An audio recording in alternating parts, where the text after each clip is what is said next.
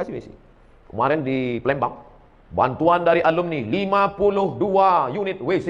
Oh, bagus. Apa yang paling diperlukan orang? WC ini sangat diperlukan di pesantren. Berapa anak-anak yang kebelet tertolong? Man yassara an mu'sirin yassarallahu anhu yaumil qiyamah. Siapa yang memudahkan urusan orang, dimudahkan pula urusan dia. Itulah urusan yang paling tersulit di dunia. Dilepaskannya urusan orang. Bagus sekali. Bapak-bapak yang ketawa berarti pernah mengalami.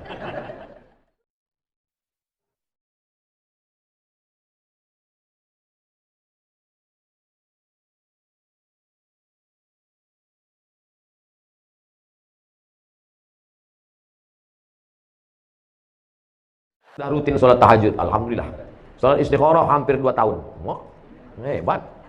Tapi belum juga Allah kabulkan jodoh saya. Ada kawan saya sholat wajib pun dia tak jelas. 2 bulan langsung dilamar. Pertanyaannya di mana kekurangan saya, Pak Ustaz? Ini bukan bertanya, curhat ini. Allah itu kalau ngasih menurut kemauan kita, menurut kemauan dia. Kemauan dia. Allah itu ngasih menurut selera kita atau selera dia? Jadi ada satu ibadah yang tidak perlu mengeluarkan air liur, bukan baca Quran, tidak perlu mengeluarkan keringat, bukan tawaf dan sa'i, tidak perlu mengeluarkan tenaga karena dia bukan jihad, tidak perlu mengeluarkan darah karena bukan fisabilillah, tidak perlu mengeluarkan uang karena dia bukan infak, sedekah. Diam saja. Apa itu ibadah yang tertinggi? Ridho, menerima ketetapan Allah Subhanahu wa taala. Sulitkah bagi Allah mempertemukan engkau? Mudah saja. Man from Mars, woman from Venus. Laki-laki dari planet Mars, perempuan dari planet Venus, bisa pula bertemu di dunia. Cobalah tanya ibu sama bapak ini, semua punya cerita, bisa manusia ini banyak, tak sama ceritanya. Pak, ya, gimana bapak cerita sama ibu? Tak usah Ustaz tanya, kenapa? Salah sambung dulu Pak Ustaz. Bu, gimana cerita sama bapak? Ada saja skenario Allah membuat cerita yang luar biasa. Ada yang salah bertamu, ada yang nengok kakaknya nampak adiknya. Macam-macam cerita itu. Oleh sebab itu saudaraku, sesungguhnya ada rencana Allah yang lebih indah. Tapi setelah usaha, ikhtiar. Inilah gunanya silaturahim, berkenalan. Ustaz Somad ada tak stok? Ada sih. Banyak jamaah-jamaah kita. Ada laki-laki yang bingung mencari perempuan, ada perempuan yang bingung mencari laki-laki, dijumpakan sama Ustaz. Tapi Ustaz itu bukan mak comblang. Jumpa. Ustaz, kenalkan saya sama anak Pak Haji Anu itu Pak Ustaz. Bisa? Datang kau nanti ke rumahnya ya? Iya. Tapi perempuan itu tak tahu. Karena kalau perempuan itu tahu dia mau ditengok, tebal bedaknya tak sama macam kemarin. Nanti disuruh bapak tulang bawa air. Anak, bawakan dulu air teh manis tamu kita. Keluar dia dari kamar kan.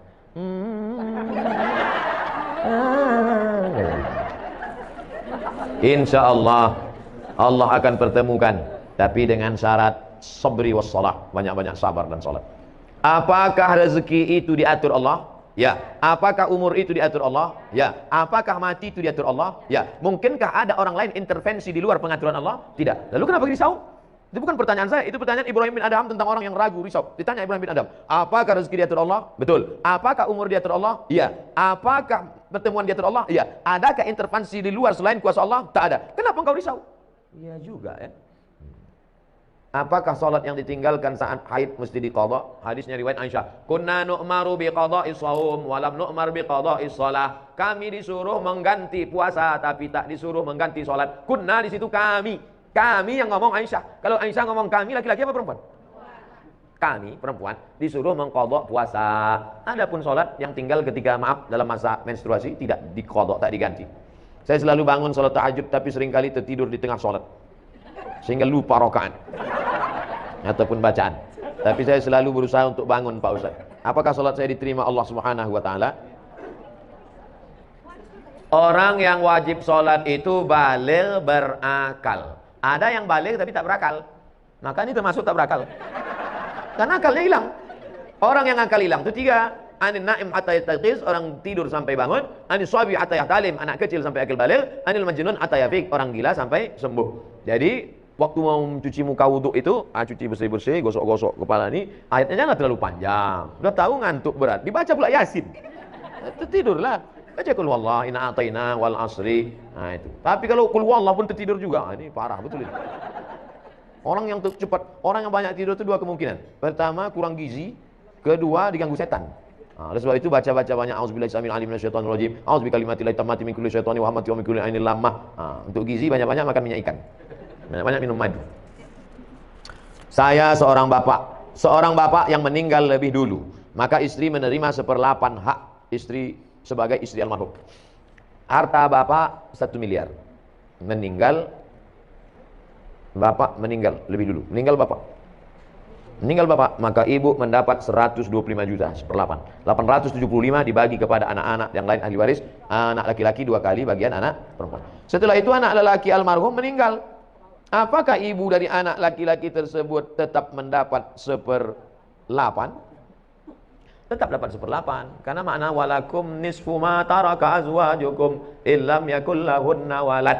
Kamu dapat 1/8, walakum nisfu, kamu dapat setengah kalau istrimu tak ada anak. Fa in kana lahunna waladun, kalau dia melahirkan anak, falakumur rubu', kamu dapat 1/4. Walakumur rubu' illam yakul lahunna illam yakul lakum walad, kamu dapat 1/4 kalau tak ada anak. In kana lakum waladun, kalau ada anak, falahunnas sumunu, kamu dapat 1/8. Maka tetap dapat 1/8. Sedangkan sebelumnya ibu sudah mendapatkan hawaris sebesar 1/8 dari almarhum suami. Setelah itu anak lelaki almarhum meninggal. Apakah ibu itu dapat harta warisan dari anaknya yang mati itu? Dapat 1/6. Fali ummihi sudus. Fa in kana lahu ikhwatun fali ummihi sulus. Tapi kalau anak ini ada punya saudara, ibu dapat 1/3. Nah, ini tentang pembagian ibu kalau anaknya meninggal. Ibu kalau anak ibu meninggal dunia, ibu dapat 1/6. Istri dia, menantu ibu, dapat pula dari anak laki-laki ibu tadi. Nah, jadi dapat. Oh kok itu dapat 2 kali dia deposit? Itu makanya enak umur panjang. Asal mati orang dapat. Kalau ada hubungan waris. Mudah-mudahan kita panjang umur.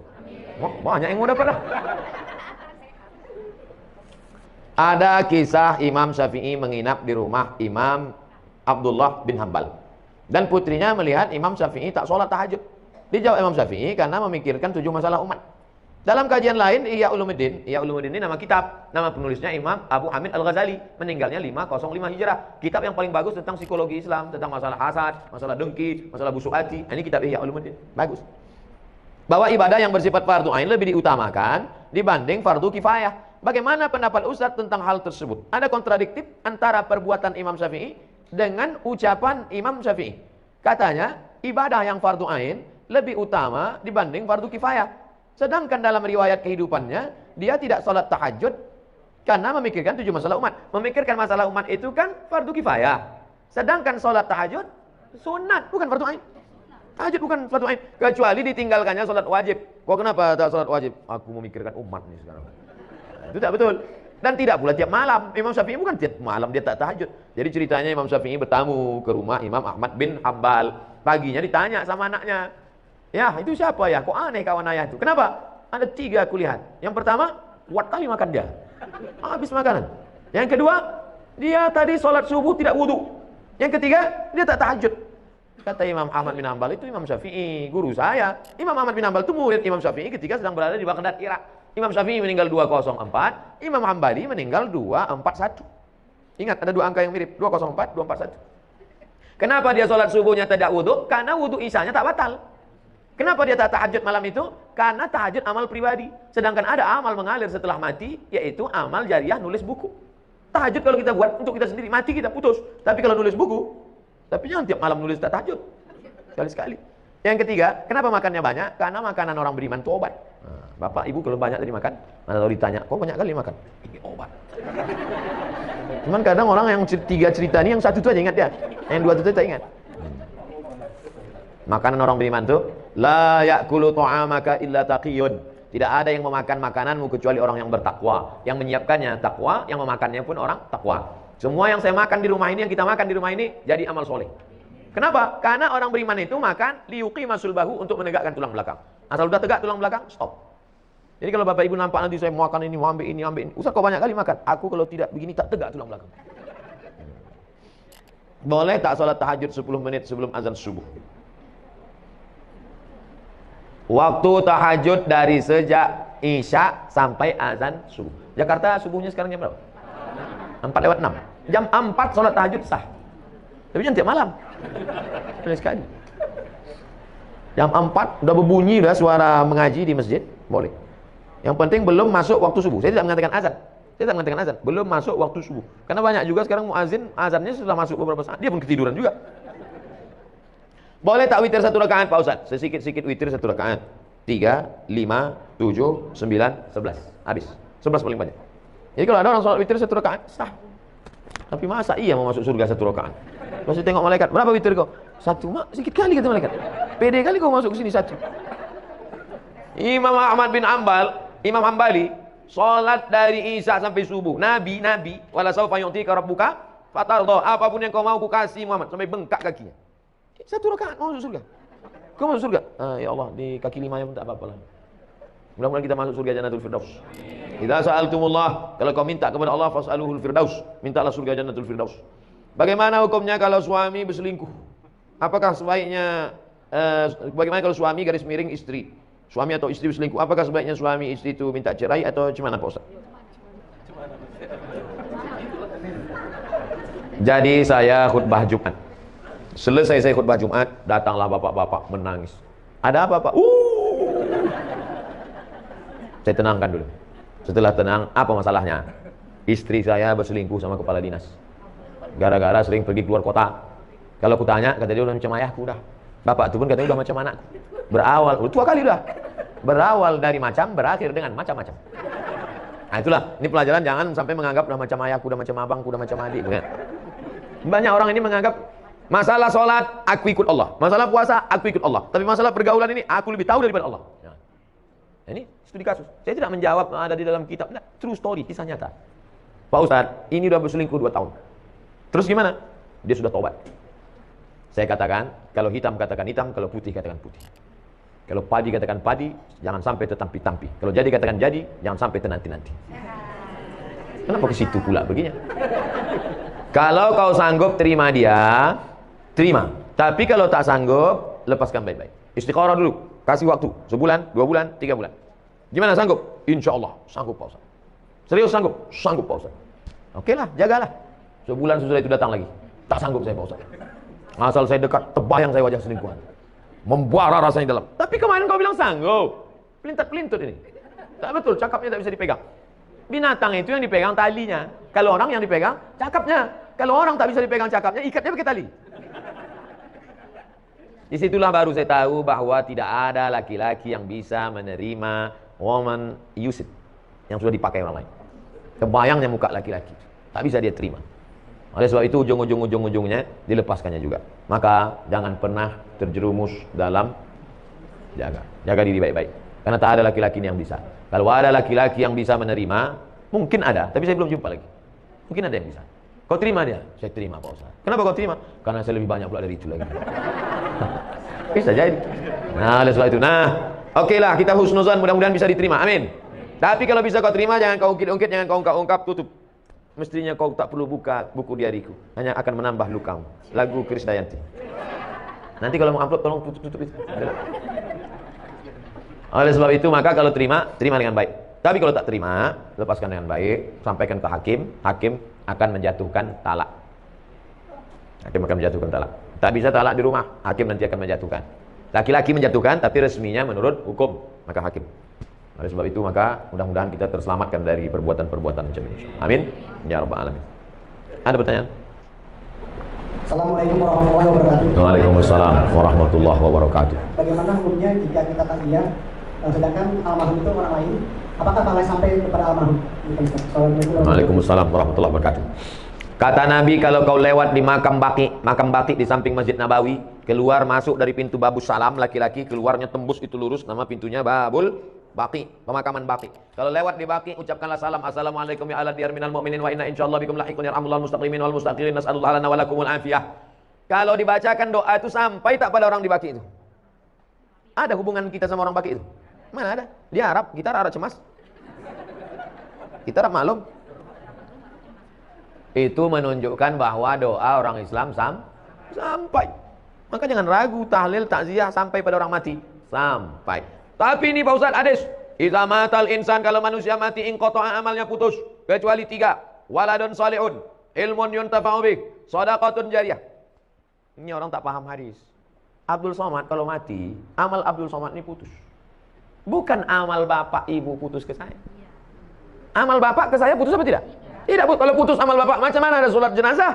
Sholat jenazah itu amal saya apa amal bapak? Amal ibu bapak. Saya udah mati dah. Tapi amal saya dulu ada 3 yang tetap mengalir. Yang pertama, Abdul Somad ceramah-ceramah diamalkan oleh jamaah, mengalir. Yang kedua, rupanya Abdul Somad peletakan batu pertama, mengalir walaupun sebiji batu. Apalagi yang satu sasmen. Yang ketiga, anak Abdul Somad Mizian Hazik Abdillah, berdoa dia di tengah malam, mengalir. Bukan maknanya amal orang lain tak mengalir. Amal saya putus kecuali 3, tapi amal orang tetap mengalir. Jadi jangan ragu tentang ini. Apa saja yang mengalir itu Pak Ustaz? Bacaan Quran mengalir. Mana dalilnya? Abdullah bin Umar, anak Umar bin Khattab berpesan, nanti kalau aku mati meninggal dunia, bacakan pada bagian kepalaku Al-Fatihah, bacakan pada bagian ujung kakiku ujung Al-Baqarah. Riwayat lain, bacakan pada bagian kepalaku awal Al-Baqarah sampai wa ulaika humul muflihun. Pada bagian kakiku bacakan lillahi ma fis samawati sampai habis. Itu menunjukkan amal orang hidup baca Quran sampai, doa sampai, sedekah sampai, haji sampai, kurban sampai. Apa sedekah yang paling afdal ya Rasulullah? Saqil ma, kasih air minum. Buatkan sumur bor untuk almarhum. Nah, tempat kita jangan kasih air lagi, atas air, bawah air, banjir. Apa yang perlu dia? Kasih. Di pondok pesantren ini apa yang perlu? Perlu kalian air? Tidak apa, banyak udah air. Apa yang perlu? WC, ya kasih WC. Kemarin di Palembang, bantuan dari alumni 52 unit WC. Oh, bagus. Apa yang paling diperlukan orang? WC ini sangat diperlukan di pesantren. Berapa anak-anak yang kebelet tertolong? Man yassara an mu'sirin yassarallahu anhu yaumil qiyamah. Siapa yang memudahkan urusan orang, dimudahkan pula urusan dia. Itulah urusan yang paling tersulit di dunia. Dilepaskannya urusan orang. Bagus sekali. Bapak-bapak yang ketawa berarti pernah mengalami.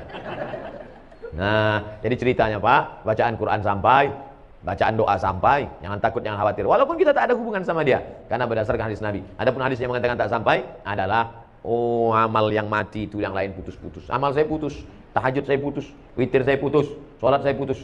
Tapi amal orang tetap mengalir. Wallahu a'lam bishawab.